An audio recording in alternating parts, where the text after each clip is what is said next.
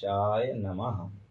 आश्विन मास कृष्ण पक्ष इंद्रा एकादशी व्रत महात्म्य कथा श्रवण करें। ओम नमो भगवते वासुदेवाय नमः।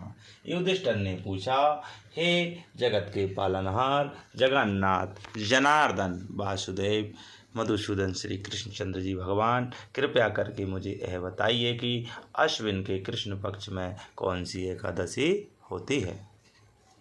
जगत के पालनहार भगवान श्री कृष्णचंद्र जी बोले, हे राजन, अश्विन कृष्ण पक्ष में इंद्रा नाम की एकादशी होती है। उसके व्रत के प्रभाव से बड़े बड़े पापों का नाश हो जाता है। नीच योनियों में पड़े हुए पितरों को भी यह एकादशी सद्गति देने वाली होती है। राजन, पूर्व काल की बात है, सतयुग में इंद्रसेन नाम से विख्यात राजकुमार थे, जो अब महेशमतीपुरी के राजा होकर धर्मपूर्वक प्रजा का पालन करते थे।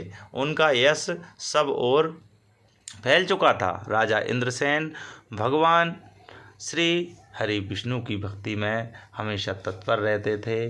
गोविंद के मोक्षदायक नामों का जप करते हुए समय व्यतीत करते थे और विधि पूर्वक अध्यात्म तत्व के चिंतन में संलग्न रहते थे। एक दिन राजा राज्यसभा में सुखपूर्वक बैठे हुए थे।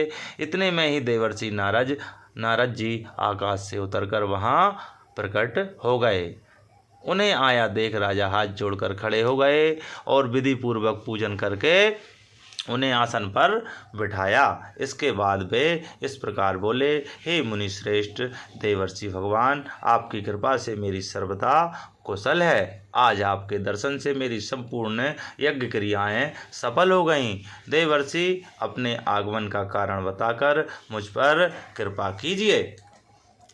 देवर्षि नारद जी ने कहा, नृपश्रेष्ठ सुनो, मेरी बात तुम्हें आश्चर्य में डालने वाली है। मैं ब्रह्मलोक से यमलोक में आया था। वहाँ एक श्रेष्ठ आसन पर बैठा और यमराज ने मेरी भक्ति पूर्वक पूजा अर्चना की। उस समय यमराज की सभा में मैंने तुम्हारे पिता को देखा था। वे व्रत भंग के दोष से वहाँ आए थे। राजन, उन्होंने तुमसे कहने के लिए एक संदेश दिया है, उसे सुनो। उन्होंने कहा है, बेटा सुनो, इंद्रा एकादशी के व्रत का पुण्य देकर स्वर्ग में भेजो। उनका यह संदेश लेकर मैं तुम्हारे पास आया हूँ। राजन, अपने पिता को स्वर्ग लेख की प्राप्ति कराने के लिए इंद्रा का व्रत करो और उसका फल उनको अर्पण कर दो।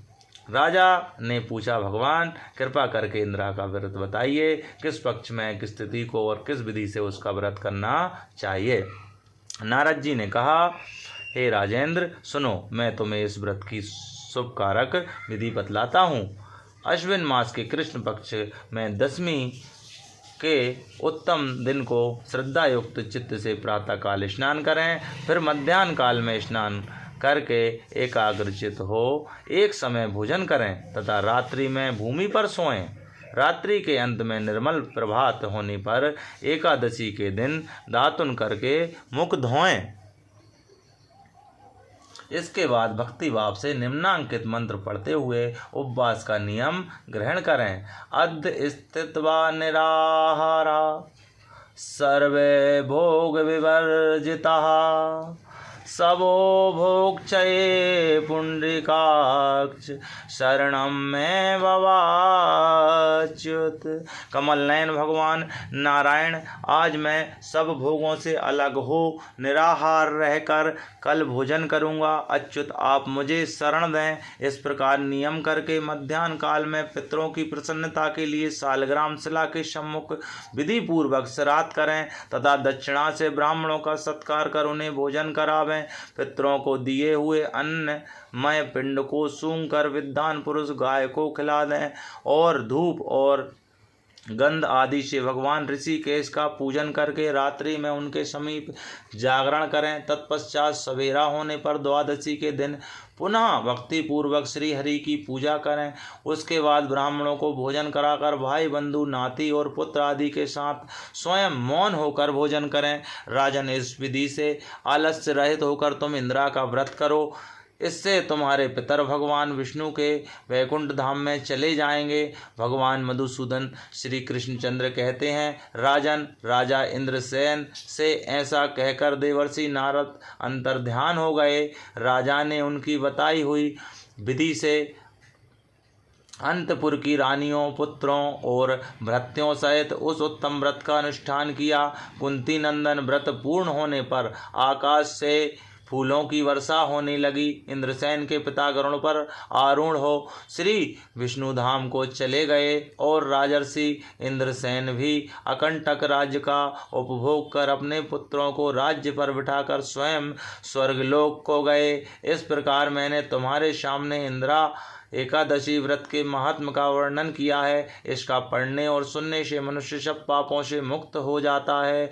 बोलो इंदिरा एकादशी मैया की जय।